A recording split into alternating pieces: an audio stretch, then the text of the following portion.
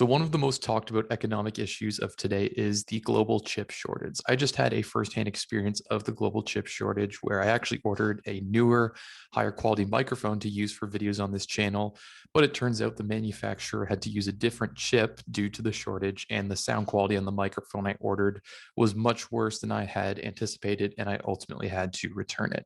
So this experience got me thinking about what companies are out there that are going to perhaps benefit from this global chip shortage, as it is expected to last for at least the next few years. And I don't mean the obvious candidates like chip manufacturers or companies that provide equipment to chip manufacturers. For example, Applied Materials is a popular one that comes to mind, but more obscure examples that maybe aren't as top of mind for most investors out there. So after doing some thinking about this, one idea I had of a company or companies that might benefit from the global chip shortage is auto parts retailers.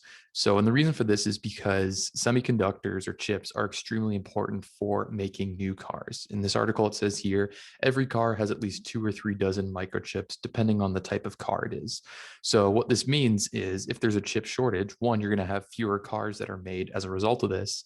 And two, the cars that are made are going to be more expensive just simply due to the lack of supply.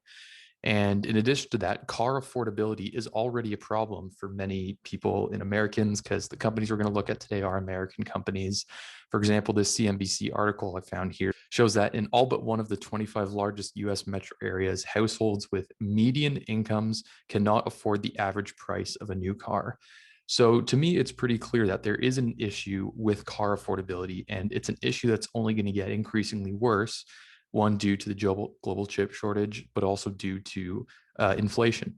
Now, the reason I think this benefits auto parts retailers or aftermarket auto retailers, as they're more commonly called, is because if new cars are just too expensive, people will buy used cars. And used cars that have expired warranties on them tend to break down more, which means the retailers that supply the parts, whether the parts are used to fix the car yourself or the parts are supplied to an auto shop to do the repairs for other people, the retailers who supply these parts are the ones that stand to benefit from this. But the question you have to ask is, one, how much do they stand to benefit? If it's just a minor short-term benefit that doesn't really have any long-term implications, then it doesn't really make for a convincing investment case, in my opinion. And two, is there actual hard evidence of this trend, or is it just speculation and me making an assumption based on a few data points that I looked at, which may be incomplete? One data point we can use is the average vehicle life of cars in the US.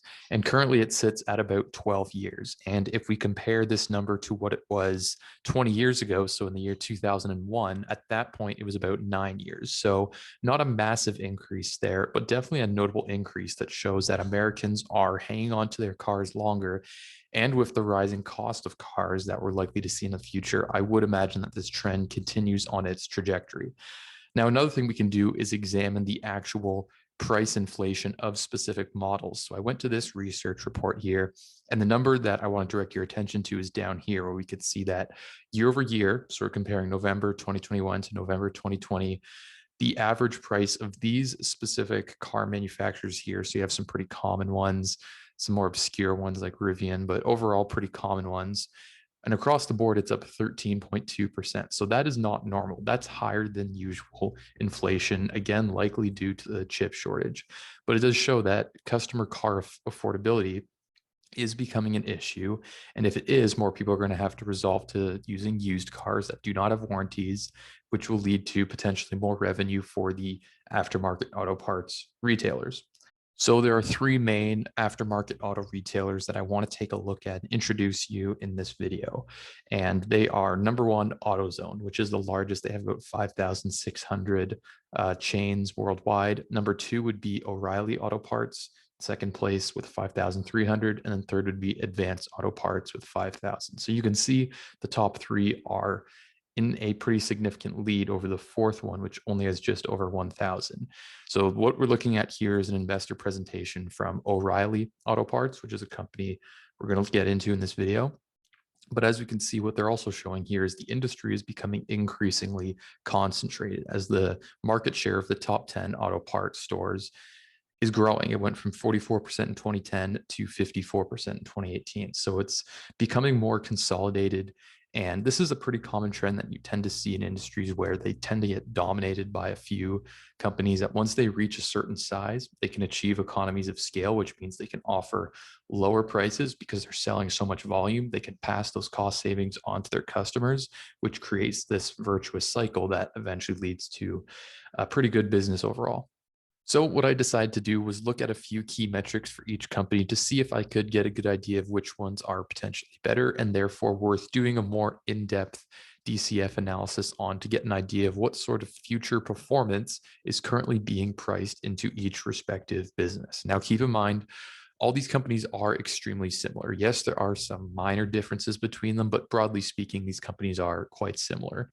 And also keep in mind that these companies are retailers. They're auto parts retailers. So I'm going to analyze them using metrics that you would commonly use for retailers. So firstly, we're going to look at operating margins. Now, clearly there's an outlier here. Advanced Auto Parts, 7.5% operating margin in the year 2020. And then AutoZone and O'Reilly are much higher, but pretty similar, with O'Reilly being about 1.5% higher.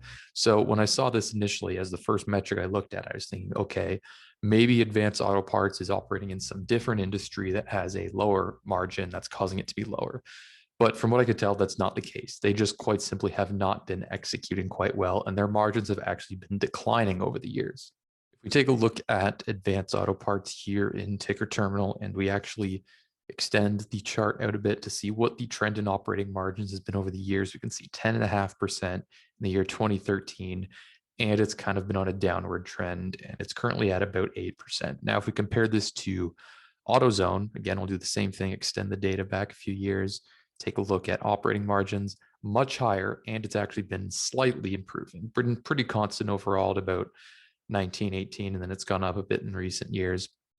And then let's take a look at O'Reilly's and do the exact same analysis, extend this back a bit, take a look at operating margins, and it's been on a much more significant upward trend, 16% here, and it's grown to, in the last 12 months, under 22%. So based on this, we have one clear outlier, which in my personal opinion would lead me to just disqualify this company from further analysis right off the bat. I mean, maybe there's some possibility that the management is going to do something substantial that completely turns around the business, but that would require a ton of research. And you could theoretically say that about any company there is out there, that the management could make some bold change. You know, if you go into doing this type of research with that assumption for every company you look at, you're just going to be researching until the day you die. So in my opinion, I'm just going to disqualify that company. And based on that alone, I'd say O'Reilly's looks the most attractive right now. Now, the next thing I wanted to look at, which is something that I look at pretty much whenever I look at any sort of retailing company, is the cash conversion cycle, which is outlined here. So what is the cash conversion cycle? It's essentially measures how long it takes a company to acquire their inventory and then sell the inventory and then collect payment for the ultimate sale of that inventory. So it has a few things that go into it. You have your days sales outstanding. So how long on average it takes the company to collect payment from customers when they make a sale. Days outstanding inventory. So once they receive inventory, how many days on average does it take them to sell that inventory? Clearly from this industry, it takes a while to sell the inventory, close to 300 days. And then days payables outstanding, which is on average, how long does it take them to pay back their suppliers? Now, you always have to look at these with context in mind. You can't just look at them alone and say, oh, because it's increasing, that's good, or decreasing, that's bad. You always have to keep in mind the context. So what we're looking at here is Advanced Auto Parts. Now their cash conversion cycle is about just under 70 days. So it takes about 18 or about 19 days to collect sales, 271 days to sell their inventory, 221 days to make a payment. Now let's compare this to AutoZone and see what kind of trend we have here. So we'll scroll down to the cash conversion cycle. Now their cash conversion cycle is negative. So what does a negative cash conversion cycle mean? Well, what that means is they're acquiring their inventory, they're selling it, they're collecting payment from their customers before they're even required to pay back their supplier for when they got the inventory. Now, for this company in particular, I think that's a very positive sign. Now, sometimes if you see a negative cash conversion cycle, that could be an indication that the company is about to go bankrupt. But I don't think that's the case here. I think this is really an indication of market power for AutoZone and just really good working capital management, because They have market power, as you can see, because the days payable outstanding has been increasing over the years. It's gone from 250 to 284 days. So because the industry, as we saw before, is becoming more consolidated, they're essentially telling their suppliers, we're a powerful retailer. We're going to impose worse, repayment policies to you. We're going to take longer to pay you back simply because we can. And if it takes us longer to pay you back, that means we as a company have more cash freed up for other uses. And it's a pretty similar story with O'Reilly's, except it's a more, discernible trend, where if we look at the cash conversion cycle, it only recently became negative.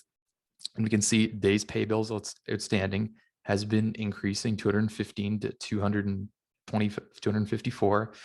And then days outstanding inventory has been decreasing. So they're selling their inventory faster, but taking a longer time to pay back their suppliers. Again, I think that's an indication of market power in this instance. As we saw before, the industry's consolidated. These two companies are the biggest with 5,000 locations each.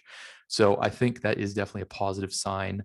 And I would say O'Reilly's is a bit more positive just because of the trend having recently turned into a negative cash conversion cycle. Okay, so let's move on to doing the actual DCF models for these companies. So I'm not going to do Advanced Auto Parts because, like I said, it just wasn't really interesting me. I'm only going to look at O'Reilly and AutoZone. So I got a cost of capital essentially the same, slightly higher for O'Reilly because they do have a slightly higher beta. But one thing that you'll notice is I always like to compare the cost of capital to the return on invested capital, because you want to see a high spread between these, because it essentially says a company can acquire capital at this rate, but they can earn this rate on that capital. So if it's much higher, then you have a company that is creating a lot of shareholder value, basically. And we can see this is extremely high return on invested capital. I mean, whether you're talking about pretty much any business, a software business, especially a retailing business, this is extremely high, and it's much higher for O'Reilly's than AutoZone, by actually a pretty decent margin. We can see in the 30s here versus mid 20s here. So that's another thing that kind of makes me more enticed to look at O'Reilly's a bit further. But let's actually look at the DCF models and see what we get. So I'm not going to go super in depth on all these DCF models. I will link the spreadsheet in the description of this video in case anyone wants to look more in depth at what I did. I'm just going to focus on two key assumptions. So one, revenue growth, and two, the EBIT margin or operating margin. So I gave 7% revenue growth for O'Reilly's and then 21.5 EBIT margin, with this EBIT margin growing by 0.15% a year. Again, that's just due to economies of scale as the industry becomes more consolidated. So I'll scroll down here. What is the eventual result of this DCF model? Well, I get a fair value per share of over $800, and it's currently at $678, which means the current price is about 83% of my estimated fair value, which would give us an estimated return of close to 11% over this about 7 or 8 year holding period that we're estimating here. Now, this would historically be a market-beating return, and especially now we're in an environment where we don't know what's going to happen with interest rates, for example. They may rise and cause the overall stock market to have a poor year or even a poor decade. This may be a pretty attractive return. Now, it's a pretty similar story with AutoZone. I kept pretty much all my assumptions the same, except I gave slightly lower revenue growth because looking historically, they have been growing slower, and a slightly lower EBIT margin because that was lower as well. So then if we go here, the eventual result is 75% of the company's current, or my estimate of the fair value, the current share price is 75% of that. So fair value estimate, just under $2,700. Current price per share is just over $2,000. So a pretty similar return. So honestly, when it comes to returns, it's kind of hard to differentiate between these two companies. But what I also want to look at is what I talked about at the start of this video, which is what happens if their growth is higher than expected because of the tailwind we talked about being the chip shortage, which means there's more used cars, which means these companies could potentially see more revenue. So let's say they grow 10% in the next 3 years, because that's how long we expect this chip shortage to last for, 3 years. So that actually bumps up our return by about 1.5%. Now I can do this similar analysis here. I'd imagine it'd be pretty similar. We'll go 10% for the next 3 years. And again, a pretty similar return, actually a slightly higher return. Now, Personally, if I had to pick one of these companies, I would go with O'Reilly's just because their return on invested capital is much higher. And this is such a key metric, especially for retailers, that it's really good to see a company that has one that high. So personally, these are two companies that I'm very interested in looking more into. It seems like a great combination of an industry tailwind that possibly isn't being fully reflected in the stock price of these companies, along with just fundamentally sound businesses. And it's likely that these companies could grow at even much higher rates than I've projected here, maybe even 15% due to the tailwind we discussed. But this video was meant more to be just a preliminary analysis. I would definitely want to learn more about the actual industry itself before I ultimately make a decision here. But anyways, guys, that pretty much does it for me for this video. So thank you so much for listening. And I hope you did find this video useful. If you did, then please leave a like and subscribe if you're new to the channel and you enjoy this type of content. And I'll see you in the next video.